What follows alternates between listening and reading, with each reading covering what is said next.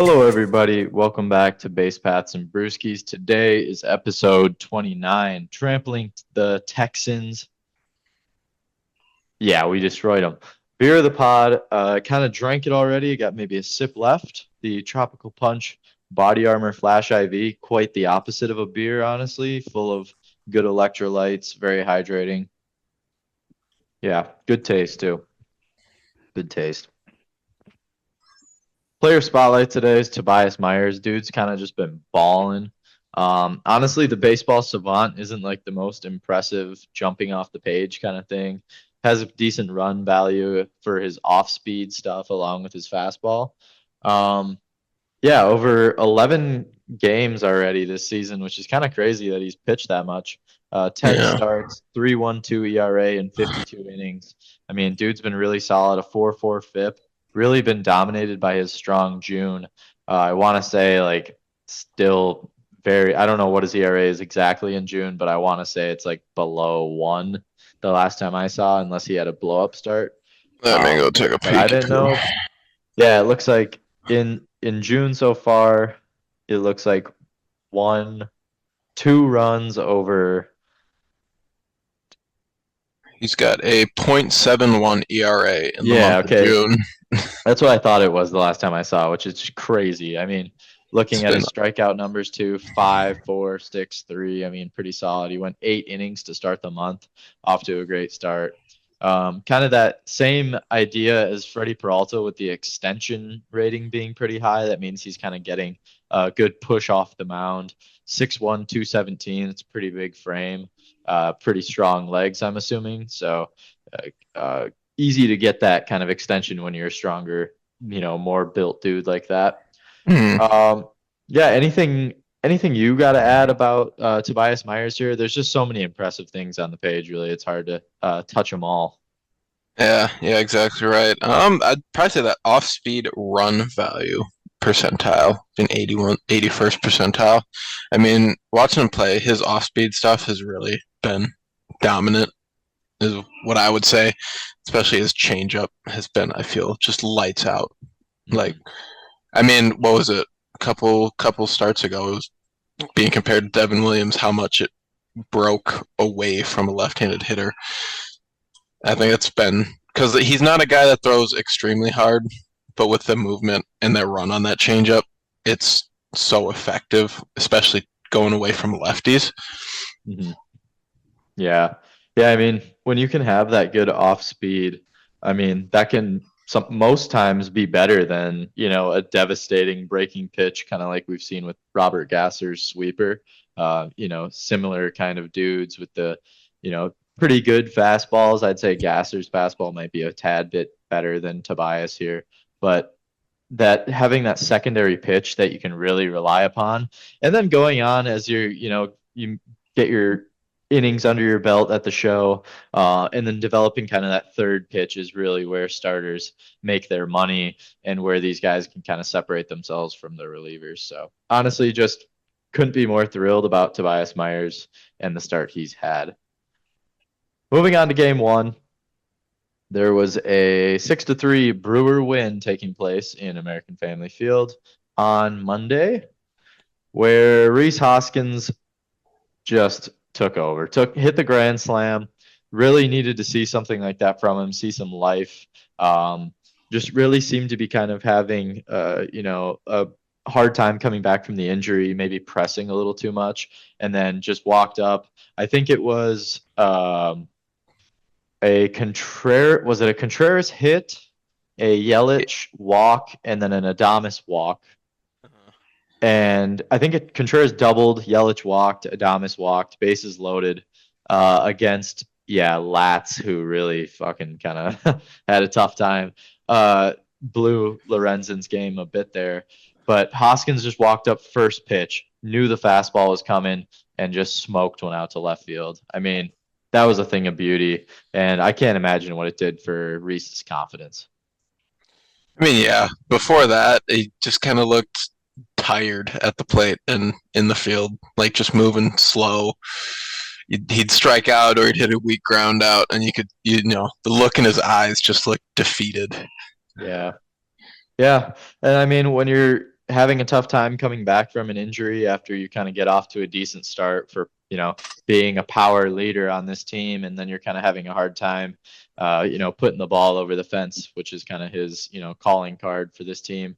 It's been nice to see, and certainly the strikeouts have been, a bit higher with him than we'd maybe expect. Maybe not walking as much as we would hope. The on base is currently sitting at 319, which is far below what he's, ever really kind of put out as a hitter in the majors so far. So that, a bit of a quote unquote disappointment so far in terms of maybe what we were expecting. But honestly, moments like that kind of change how I feel about players. Like that's definitely kind of how I feel about Willie Adames. There's so many times where you just, face palm watching some of the stuff Willie Adames does when he's up to bat, taking huge hacks with two strikes, stuff Yeah. like that, chasing pitches. But then it's just that one hit, every 2 or 3 games, he's got that one hit that just gets you back on board. It's like crack. I mean, like these dudes, you get addicted to watching some of these dudes, man. And Reese Hoskins is definitely one of those guys. Um, in terms of the pitching, we can kind of gear towards Freddie Peralta's start. I thought it was pretty good. Once again, a pretty high pitch count to get through 5 innings. But what did you think of Freddie, and how he's kind of been bouncing back the past couple starts? He had two good starts in a row. It was just racking up pitches early on in the start. I mean, yeah, 104 pitches through 5 innings is not super efficient. Trying to figure out which inning he kind of had a blow up in per se. Yeah, But and it was good and to he still see. limits runs though. So I mean, it's not crazy bad, but Yeah, I want to say it was the first or second inning where it was just he'd get ahead 0-2 or 1-2, and then he'd let the hitter back in the count 3-2. And, like we said, that adds up over the course of a game, and it limited him in this start. But still, only 4 hits and 2 earned runs through 5 innings is pretty good, and it gave us a chance to stay in the game. yeah, I mean, I think a lot of this game was helped out obviously by the pitching staff. Figueroa came in the sixth and, wasn't fantastic. He's kind of started to somewhat, come back to earth with his ERA, which is still an extremely impressive 2.9. And then Koenig, Pyomps, and McGill just came in and really shut it down. Trevor McGill, I mean, he's really starting to look like an elite closer, and it really kind of makes you wonder what happens when Devin Williams comes back. I mean, when we have McGill in the eighth, Williams in the ninth, like Yeah, it's almost like that's a yeah, crazy you're starting bullpen. to run out of innings for And then where guys does like Brian Hudson go? seriously, like if that's our seventh or sixth inning guy, like I mean, I think Hudson's too good to be just a, lefty only kind of specialty kind of guy to come in to face lefty heavy guys. Obviously, we're going to pitch him a lot more when there are lefties out there, just simply because of, how when he releases, it looks like it's coming from basically behind your head, when you're up at the plate. So, but I mean, I think he's a dude that can pitch to any batter. He has yet to really prove us wrong in that sense. And I mean, you still have like your Jared Koenigs. Peguero has had a solid year. Inoli Paredes, like Abner Uribe is still down in AAA. I mean, you don't know when he'll be back. This bullpen is scary good, dude. And when Freddie can go out and just simply do that, have 5 innings, 2 earned runs, obviously you'd hope for a little more coming up, maybe consistently getting those 6 inning starts. But I mean, if you have a bullpen like this, I honestly don't even care when starters don't go that long anymore, because it just means I get to see, the bullpen, and it's kind of like a little game of like, ooh, who's Pat Murphy going to call up next? Yeah, exactly. And who's gonna shut down an inning or two? Yeah, yeah. I mean, this was a good one though. Um, Obviously, looking at the box score, everyone was somewhat getting involved, whether it was getting hits, getting a walk. Contreras, like I said, had a nice double, and Yelich and Adames both worked, I believe, full counts and walked against Lats. I don't know, forget the dude's first name. Jacob Lefty. Latt. Yeah, he was. Yeah. He looked decent coming out. Like I was like, dang, he's kind of got some stuff, like a 97 mile an hour fastball. I think he had a decent little off speed pitch there as well, or it might have been like a breaking. I think it was a decent slider he threw. Yeah, but I think And then he mainly faced righties, so that slider, it's tough to Yeah, you really got to be careful with that. And I know his changeup wasn't. He didn't really have command of it. Kind of lost control when facing Adamas. He saw a couple changeups that were out of the zone. So, but again, Reese Hoskins kind of came down to him really blasting one. Sal Frelick getting involved with 2 hits as well. I mean, really, just the whole order was contributing, and it was nice to see what these guys could do. So I think this was overall just a really good game against a team that is a solid team. I mean, this is a squad that has guys like Adolis Garcia, Marcus Semien, Corey Seager.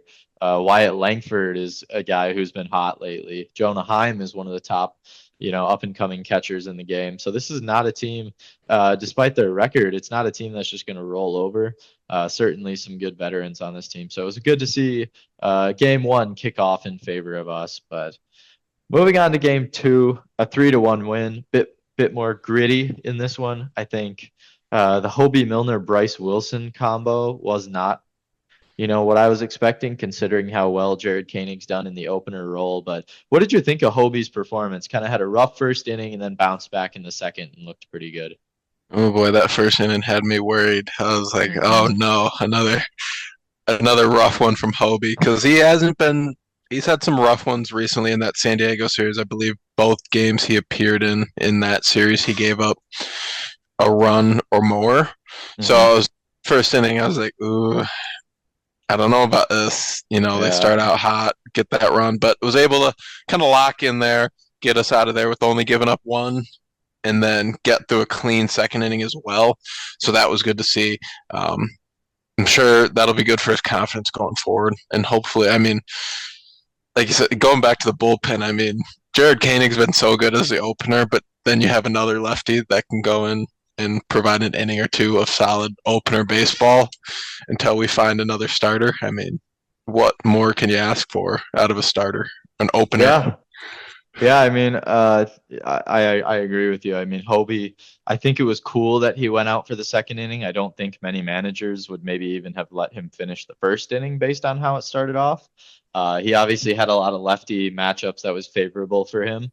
And then going into the second inning, kind of getting more into his groove was nice to see. And then Bryce Wilson did, what Bryce Wilson does. Avoiding the first inning with him seems to be kind of a common theme. And he went out there and, I mean, look how many runs he gave up, 0, and that's all you can ask a pitcher to do. It doesn't matter how they're doing it, strikeouts, no strikeouts.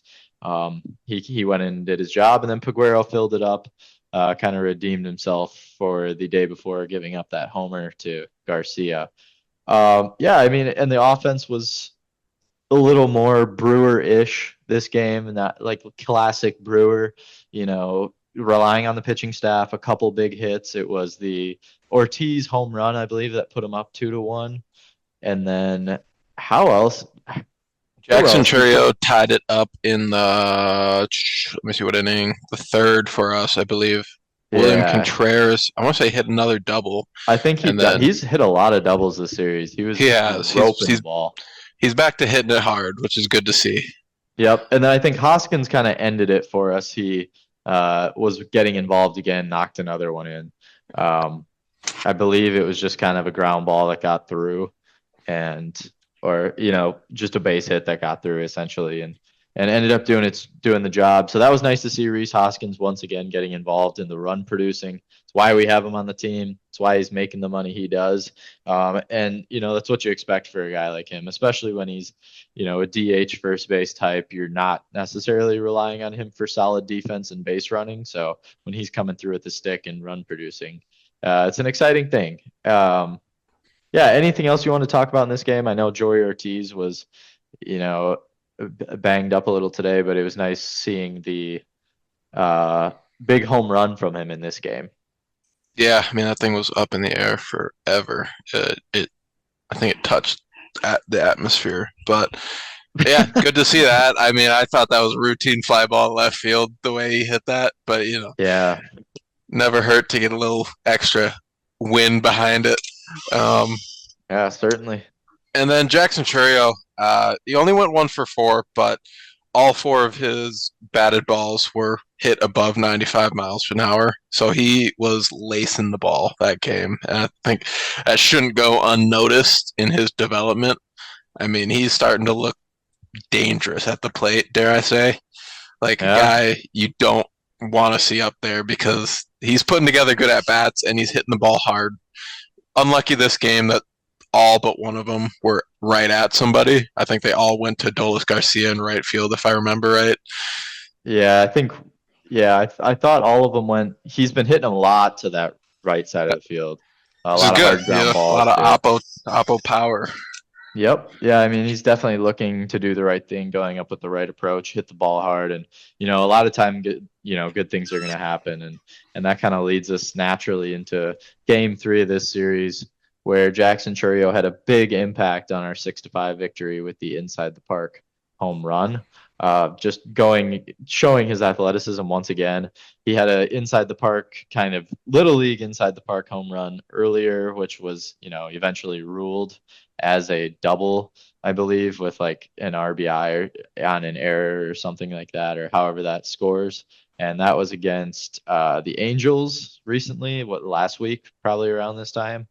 Um, so the dude's just showing off his athleticism, and he definitely looks like a spring chicken compared to a lot of these guys out there. Yeah. Just for reference, he started the month at a 575 OPS, and he's bumped that now up to 635 on the season. So definitely looking like a much improved hitter. But I think the story, at least to start this game, was the trade for Dallas Keuchel. Oh God. Uh, I okay, don't know. I don't know g- yet. I don't know yet. give him some time. He's been pitching in Yeah, AAA. The beard kind of rocks. He it definitely does. looks like a Brewer. Like he looks like he was meant to be a Brewer. Yeah, at first inning, he had me in the first inning. Like he I went was out in. there, I was all he went in. out there, easy ground ball from Semien that he fielded like a beast. He just put And his then glove two. down, little Yeah. spin move, threw it over to first, and then Cade, Grossman, and Smith back to back. Um, so that I saw that and I was like, shit, this might be a little He's no back. hitter coming. Is this a no hitter? No hit Yeah, piece? But that yeah, was and then definitely not the case. That was yeah, not the case. quickly back to reality, especially in that fourth inning. The second inning, he came out and he got hit hard. I mean, it was like single after single that just got crushed, and it was like he only gave up one. You know, he was able to fight back there after only giving up one on the double by. I'm trying to think who it was, who he gave that double up to. I don't know. Gave up a double down the left field line. I was like, this is like four balls in a row hit over 95 miles an hour. Like they're hitting them Mhm. hard. This could get out of hand quick. Yeah, Uh, I mean, it kind of looked like when it rains, it pours with Keuchel a bit. Like he had some real high highs, but also the lows looked very low. And you start to question when you have a guy like Jacob Junis, who then came in and had two shutout innings after Keuchel. You kind of question how long this Dallas Keuchel experiment as a starter for us at least will go on when you have guys like Junis kind of in the wings. yeah. Um, but yeah, I mean, the rest of the team came in and obviously the bullpen did what the bullpen does. Junis, Hudson, Piamps, McGill, and then Koenig in extras. Um, Yep. ended up putting up a whole lot of nothing on the board for the Rangers. So kind of doing their job. Yeah. Was this Junus's first appearance since he was reinstated too, I believe? I believe so. I don't believe I've seen him since, and he came in and he looked ready. I think it was definitely the scenario, as shitty as it was for Dallas Keuchel, it worked out pretty well for Jacob Junis getting to kind of bounce in a situation that um, obviously doesn't seem as high stakes as it kind of ended up becoming with how he pitched. But yeah, I mean, it was definitely nice seeing Junis be able to do something like that for us and come in and get his feet back, get his feet wet a little bit here. But in terms of the offense, obviously you look see Yelich with 3 hits was definitely getting involved quite a bit. But you can't ignore the craft brew player of the game, Mr. Jake Bowers. He seemed like Jake the Bowers. the bases loaded situation. I was like, Jake here we go. Bowers. Yep, Churio, Yelich, and Adamas all did a great job of getting on for him. And you're kind of like, oh man, you see old number 9 walk up to the plate, and you start kind of going on your phone because the inning's probably going to be over. Yeah. But I dude, think a I little think the grand key salami. I think the key with the Brewers' struggle with the bases loaded is they just have to swing first pitch. It was the same thing with Reese's grand slam on what should we call it Monday. Yeah. I think they gotta go out there and hack it first pitch, let whatever happens happens. Because after especially Jake Bauers, you get 2 strikes on him. I start like you said, I started looking at my phone. I'm like, all right, let's see what Yeah. Twitter has to say about this already. Yeah, I mean, I like what you have to say about that. Bases loaded going up. You're expecting a pitcher who's probably going to go to his most reliable pitch, which 90% of the time is going to be the fastball to throw a strike, get Mhm. ahead. You get ahead in a count so you can hopefully try and strike a dude out, or, if there's less than 2 outs, induce some kind of ground ball or get some weak contact. And so Jake Bauers just, went up and like seeing that from him. Hit a little grand slam. Definitely needed that. Needed the juice. A little bit of a concerning thing, kind of that you had brought up, was Joey Ortiz being removed from the game. Do you want to expand a little more on what the situation might be there? My guess is maybe some more of that hamstring soreness he had a couple weeks ago. But to be honest, I was like, I was watching, and then Sal Frelick gets on base, and then all of a sudden Andrew Monasterio's up to bat. And I'm like, wait a minute, Wait. where the hell is Joey Ortiz? All right. So So CBS news story released 4 hours ago. Joey Ortiz managing neck issues. I'm trying to think, man, was there anything he could have? I'm trying to remember if there's Dude's any having plays such a where he big season that he's fighting off all these chicks trying to give him neck, apparently. was crazy. Pause. I've never heard it described as issues before, but I guess when you're Yeah, that, I there's no guess when issue. you're winning that much, Just too much neck. It gave him can't say I've issues. ever been in that position.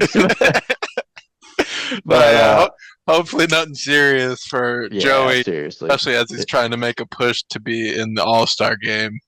right, Um, right, yeah, and I mean, hopefully, in all seriousness, like, I hope he's cool. He should be an all-star, deserves to be, and it would really suck if, some kind of little neck twinge ended up, diminishing his chances. So that kind of yeah, sucks.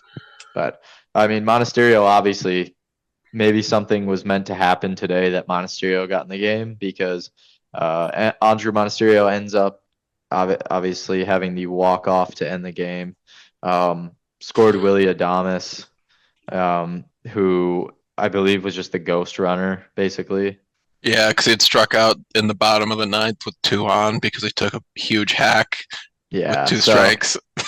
I mean, yeah, it's almost like we talked about this or something. Yeah. So, I mean, I think a lot of credit, though, also has to be to the pitching staff. The Jared Koenig coming in the 10th. It's not easy when you have a runner starting on second already. Like, it's kind of, Especially as a home team, it's right. Right. or So for the away team, for the home team, like you're going out there as an away pitcher, and the winning run is 180 feet away. Especially if you don't score your ghost runner, it's like, oh shit. Yeah, so I mean, I feel bad for this Jacob Latz guy. Kind of had He a got tough series. He messed definitely up. does not want to come back to Milwaukee. I mean, obviously, it's a whole different situation when you're giving up, you know, those kind of runs. It looks like it was credited as just a run against him, not an earned run. Is that how the runs work for the extra inning rule? They don't get credited to the pitcher if that ghost runner scores? I'd imagine Because it's just the ghost runner because it's just a rule of the game and not somebody he let on base or something along okay, those lines. that makes me feel a little better about it, because that Yeah. would really suck if you give up like one base hit to Andrew Monasterio, and as a reliever that can totally change your your ERA. So shout out Yeah, to Jacob Latz for holding on, and hopefully he gets his confidence back up and has some good outings, just not against us. So, keep the liquor away. yeah, Don't yeah. don't resort to the bottle. Yeah, stay away, man. But yeah, overall, just kind of a cool game. Obviously, completed the sweep with this one, brought the brooms out Get the brooms against the out. the defending world champs in the Texas Rangers. So that's always cool to see. Obviously, they're not having the season that a lot of people probably expected. A lot of guys, somewhat underperforming, having a lot of injuries. Their pitching staff is like never fully healthy. They have like DeGrom, who isn't coming back. I think do they have Scherzer still? Scherzer just made his first start like Yeah, he just this came back. past week. DeGrom might Yes. have been back, is what I was. He's coming back soon. I don't think he's back yet, but let's He see. may come back, but he'll never come back to what he was on the Yeah, Mets. dude was different. Yeah, I mean, they're not getting Mets Jacob DeGrom, who 2019, 255 Ks, 269 in 2018. Nice. Uh, both of those years, Cy Young's a Rookie of the Year winner. Obviously, with Texas, he has thrown 30 innings total, and I'm not sure what kind of contract. 5 year, 185 million for 30 innings so far. light for Yeah, him too. Before he signed that felt like kind of a steal. Like, yeah. I mean, that's kind of nuts that this dude's making that much money off 30 innings, but to each their own. They want to pay him, go ahead.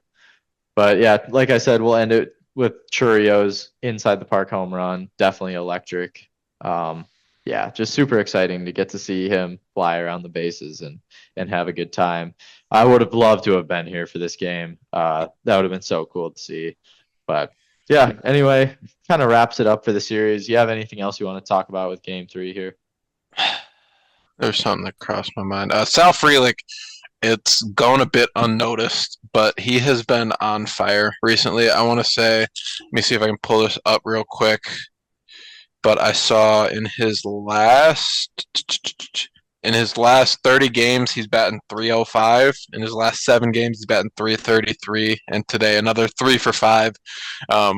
Nothing really came of what his hits were. No RBIs, no runs scored out of him. But still, don't want to forget about him. He's putting the ball in play, and he's actually hitting it hard too, which I know was kind of a gripe about him earlier in the season, is that he couldn't hit the ball hard. Yeah, yeah. I mean, I think his OPS is sitting currently at a 685. It looks like on our box score. Baseball Reference has him at a 675. His slugging percentage is 1 point higher than his on base percentage, and that just goes to show like what kind of player he is. He puts the ball in play, like you said, hits for average, which isn't kind of a thing that many people are looking at nowadays. That's not necessarily how players are judged. But when you have a couple dudes like Frelick and Terang who both, put the ball in play a lot, they find holes in the defense, and then once they're on base, it's a whole different ball game. Trying to get them out that way. A lot of times results in runs being scored. Sal Frelick currently with 34 runs on the season, so he's getting on base to be able to be knocked in. I haven't seen how many runs Bryce Terang has scored, but somewhat of an underrated stat for most players. But when you're a contact-based guy like that, yeah, 39 runs scored for Bryce Terang. Like that's what you're on the team for, is get on base and get knocked in. So those two are Yeah. both doing a great job doing that. Yeah, series awards, BNB MVP. You kind of helped me make the decision here, and I appreciated it. Jackson Chourio wins the MVP for the series. Definitely just really coming out of his shell. Seems like every ball he hit was, a hard hit ball. Whether it was straight at a fielder or not, it seemed like he was hitting it to someone and it was getting to him in a hurry. And then obviously he had the inside the park home run, continuing to stay hot and help out the offense. And then he had a great catch today, too. I totally forgot about that. Great diving catch against Adolis Garcia was a batter. He looked like he almost hurt some in his wrist, too, so that had me sweating for a bit. But it was one where his glove kind of bent with his wrist, but he still managed to catch the ball. Yeah. So he seemed fine after that. Yeah. Yeah, but Yeah, just overall great series from him. King. Was was Garcia the one who took the hit away from him in I think game two? It was kind of like a falling diving catch. Yeah, yeah. I think that was, and so it's kind of cool they got each other back a little bit there. But two great players at very different stages of their career. One of them is probably on steroids, and the other is probably not. But we won't get into Yeah, that. we need to get that man tested because what the hell is that? Then This my man looks man's like Ronnie Coleman at the plate. What are we my dog's been talking hitting about? that hypertrophy workouts, man. He's getting shredded. He doesn't even want to play baseball anymore. Neck Um, anymore. It's just trap. yeah, fair. The barrel blaster was Reese Hoskins for the grand slam in game one, and then knocking in a run in game two to kind of solidify the win. The crafty pitcher was Bryce Wilson. He went 6 innings after Hobie Milner had a up and down, certainly 2 innings before him, and he came in and stabilized the game, handed it off to Paguero for game two, allowing only 1 run between the three of them. And quoting the great Dom Lanfear, I didn't know he had that dog in him. Sir. Andrew Monasterio wins the I don't know he had that dog in him award because of his walk-off today. Dude, he had a decent series on the low. Like he was putting some balls out in play, letting them drop, knock. Did he have an RBI? He Oh, did. He knocked in Blake Perkins, who also had a sneaky good series on the base path. Blake Perkins had, I believe, 3 steals on the series. yeah. And then I want to say it was game one, right after Reese's grand slam. Blake Perkins gets on base, and then Andrew Monasterio knocks him in with the bloop single. So yeah, an underrated series from him. Yeah, both of them. It was a nice little combo there. I think Perkins walked. Yeah. Because I don't know if he was still facing that Lats dude, but whatever it was. No, I think that's the point they had subbed him out. Yeah, I said after that grand slam, I said, get the fuck out. Yeah, just sit your ass on that bench. Get out. Yeah, so obviously all these guys I think very deserving. You were kind of with me while I was making these awards, so I'm assuming you agree. Obviously the crafty pitcher could have gone to a lot of dudes when you're sweeping a series like that. I just felt Bryce was probably the most deserving. Obviously Trevor McGill, stud. Jared Koenig, stud. Go down the entire list of the bullpen. They're pretty much all studs, including Hobie Milner. We've been trashing on him a bit, but do like no Hobie disrespect. Milner. Yeah, No, it's just, and he's a good reliever. It's just when you're being compared to like one of the most elite bullpens, like in the NL, like it's tough when you're the one guy who's been having a couple bad innings. So moving on, BNB trivia time. What Brewer and Ranger player had the highest WAR in his time in Milwaukee at 18.9 WAR for the crew? Was it A, Jonathan Lucroy, B, Prince Fielder, C, Chris Davis, or D, Carlos Gomez? Oh, I didn't see the and Rangers part. Oh shit, it could be Chris Davis. Well, it's only for their time in Milwaukee. So, just Milwaukee. Yep. So okay. all these players played for Milwaukee and Texas. Which one had the most WAR while they were in Milwaukee? Oh, that's tough. This is a tough question because the way I look at it, Prince Fielder was just so cold. He was dominant. Jonathan Lucroy is a catcher, and they typically get favored in the WAR category. Chris Davis hit fucking nukes constantly. And Carlos Gomez was kind of just that guy, like just a stud center fielder, all around good player. Yeah. Jonathan Lucroy was so consistently good for such a long time. Mm-hmm. I'm going to have to say him, especially as a catcher. I got to say, I think it's Lucroy. It is actually Carlos Gomez.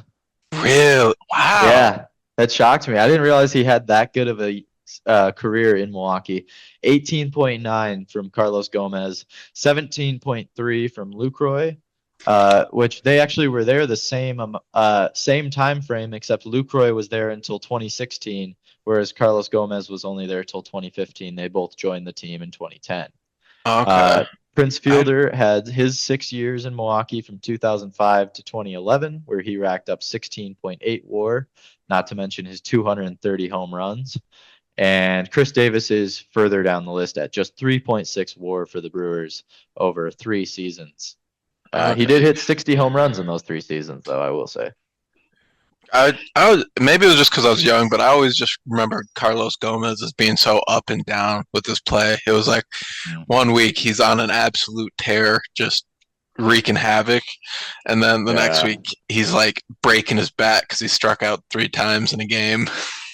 Yeah, I think another thing that maybe helped his WAR is his 152 stolen bases, along with playing a pretty damn good center field. Um, it was surprising to me how high his WAR was compared to these guys. And out of these three, he also had the highest WAR for the Rangers as well.